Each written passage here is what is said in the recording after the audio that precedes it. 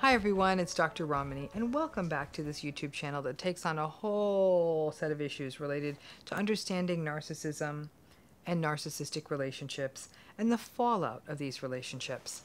Today we're going to take on an issue that often comes up in the treatment space, which is this idea of people saying that, I went in and told someone about my experience with narcissistic abuse and they put me on medications. Is that a cure? So let's break that down, okay? If you have experienced the various impacts of a narcissistic relationship, these include anxiety, confusion, helplessness, sleep difficulties, sadness, self-doubt, many clinicians are likely to pin your symptoms as being in line with a mood disorder, such as depression, or at least clinically significant mood symptoms. They may start working with you on a course of cognitive behavioral therapy. The focus there is just change how you think, and may also recommend the adjunctive use of antidepressant medications. And if they do not ask pointed questions about your relationship, your case may simply be viewed as someone who is experiencing the stress of relationship problems or family problems or work issues and experiencing depressive symptoms, as people often do. If they do not do a deep dive into your relationship, they may spend all of their time focused only on your symptoms and very little on the patterns to which you have been subjected. In my greatest and wildest dreams, I sincerely just wish there was a way to just give someone a pill and make all the symptoms and hurts of narcissistic abuse just go away. Wouldn't that be something? I'd be so happy to be out of a job. But actually, I think the more expedient thing to do, since there is no pill, is to teach people about these patterns. So not only can they start working through the relationship in which they are in, but also hopefully maybe even clean house of the other toxic people in their lives with these patterns, and hopefully let fewer people like this into their lives or be better able to manage them if they do get in.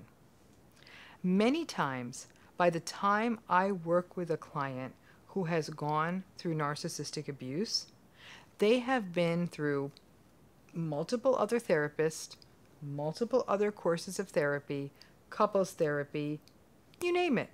By the time they end up in the office of a therapist who specializes in narcissistic abuse. So let's just start right from the jump, okay? I want to start here because it's important for me to say this. Psychiatric medications are definitely not a bad thing. For many people, psychiatric medications, antidepressants, anti-anxiety medications, mood stabilizers, antipsychotic medications, these are an essential and necessary part of their psychiatric management. But psychiatric medications are designed and meant to address symptoms. They do not address root causes of psychological problems, and they do not teach people how to cope. In my view of it as a psychologist, I think of psychiatric medications as a way of dealing and managing the most uncomfortable symptomatology and addressing it so you can give the person enough lucidity, clarity, or energy to be able to do the hard work of therapy. But you got to have both together, the medications and the therapy. What starts to get tricky is when a person has been experiencing narcissistic abuse. We know that there's a long line of symptoms that we witness in people experiencing narcissistic abuse. And I've said this many, many times. Self-doubt, anxiety, confusion, sadness, depression, rumination. If a person goes into a mental health practitioner's office, especially if they are on a restricted number of sessions, and they talk about sadness and anxiety and rumination, and I can't sleep, and my appetite's changed, even I have to say, I'd sit up straight and I'd wonder, I wonder if this person is depressed.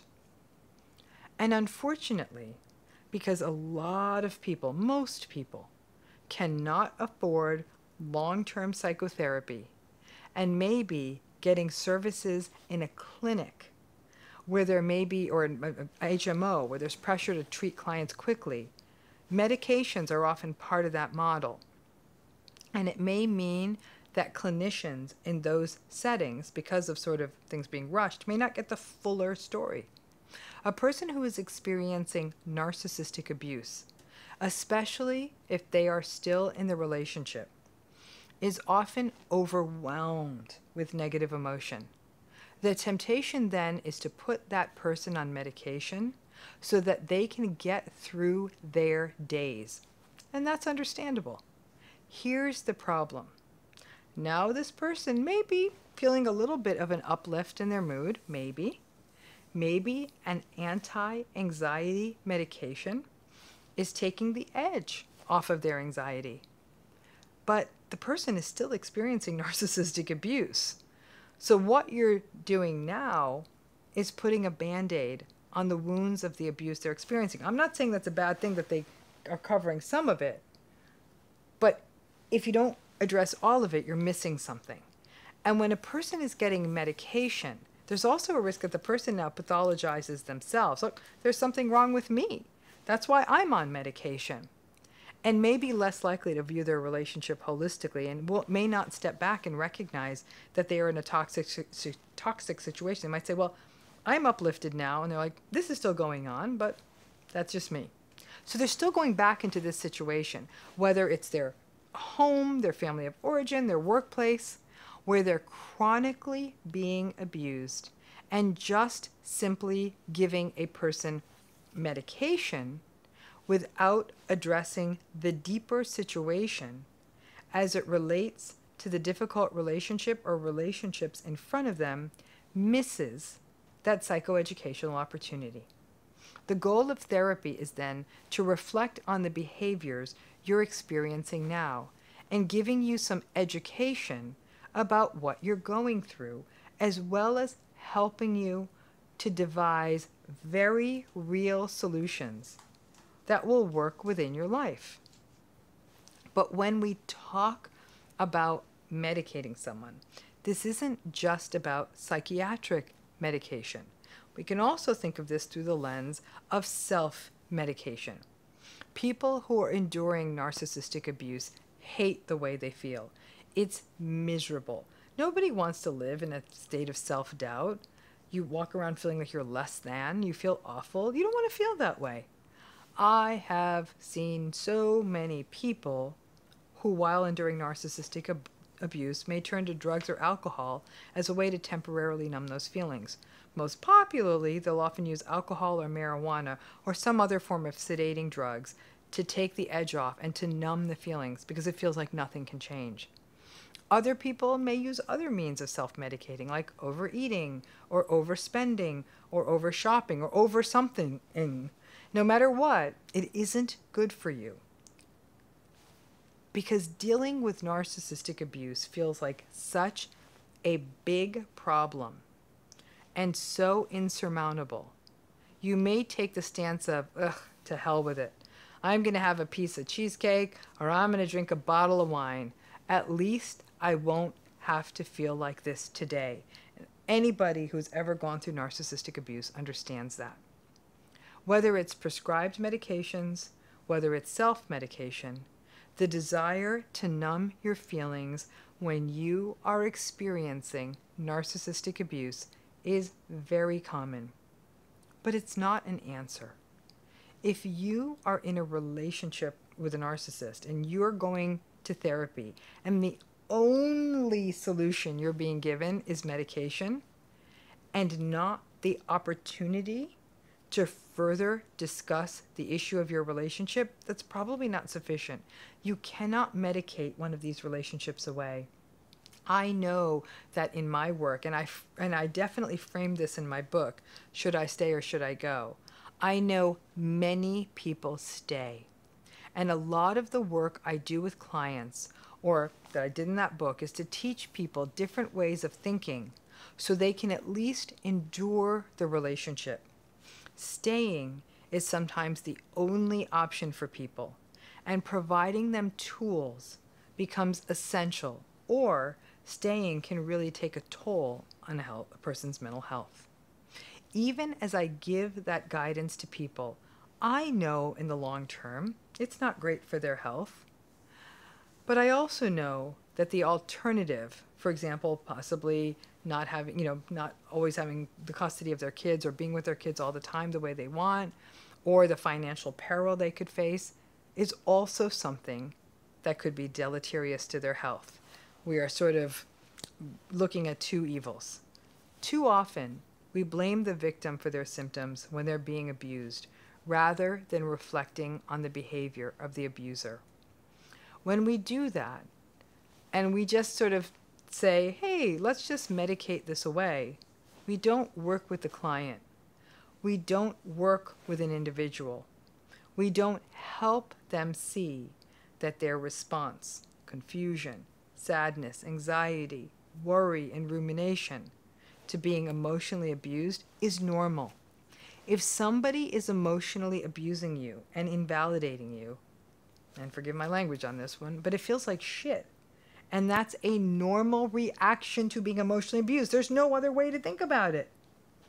The tragedy of it is that a person in that situation, if I'm working with someone like that, my goal is to figure out at least a way, if we can't get them out of it, at least to stop blaming themselves for it. And while I acknowledge that medication may give people an uplift, and that's why I understand why people use it, it's not a singular answer. You having maybe a little bit of an uplift or a little less anxiety is not going to lead your partner to abuse you any less. You being maybe a little bit more cheerful is not going to make your toxic boss more fair or less toxic. You being less anxious isn't going to take your narcissistic parent and make them more reasonable. You've got to understand some of the limitations here, and please, please stop blaming yourself. Also, if you do start to feel a little better after starting medications, be careful and don't fall into the potentially problematic belief of, well, I feel a little better now. Now maybe I can go take this relationship on. Take them on, try to talk to them, try to explain myself to them, maybe engaging with them. Likely that's going to put you right back in the same place. Treatment and consultation for narcissistic abuse is a holistic approach that involves getting educated about these patterns, understanding the issues from your family of origin perspective and your vulnerabilities from that, getting much more clear on who you are and what you're about, and getting other psychiatric issues that you may be experiencing treated at the same time. In addition, addressing underlying issues of trauma, and yes, in some cases, obviously to be in medication as part of that holistic treatment picture. But the medication is not a way to magically take care of this problem if you are stuck in a narcissistic relationship or relationships. Take responsibility for what you can take responsibility for in your own life, but also understand that you cannot take responsibility for another human being's behavior in terms of gaslighting you, invalidating you, or manipulating you. This is not a problem that we can just medicate away. Understand the need for that holistic approach to narcissistic abuse. And if that's not what you're finding in therapy, if you can please keep searching for what works for you treatment-wise, even if you have to cobble it together, being in therapy, being in support groups, whatever you can do to create something for yourself so you can heal from this and not just numb yourself and deny it, because that's just going to hold you back. A holistic approach to healing from narcissistic abuse, including therapy with someone who understands it, and in some cases also additionally trauma therapy, and in some cases also support groups or group therapy, and yes, in some cases medications. And ongoing education about these patterns is essential. And sadly, I am aware of this. Not everyone can access or afford all of this help. But medications alone are never going to be the answer. Understanding the complexity of these situations, however, is. So again, the other magic pill, though I do sometimes wish we had, was one that could make the narcissism go away, because honestly, then that would make life easier for all of us. Thanks again.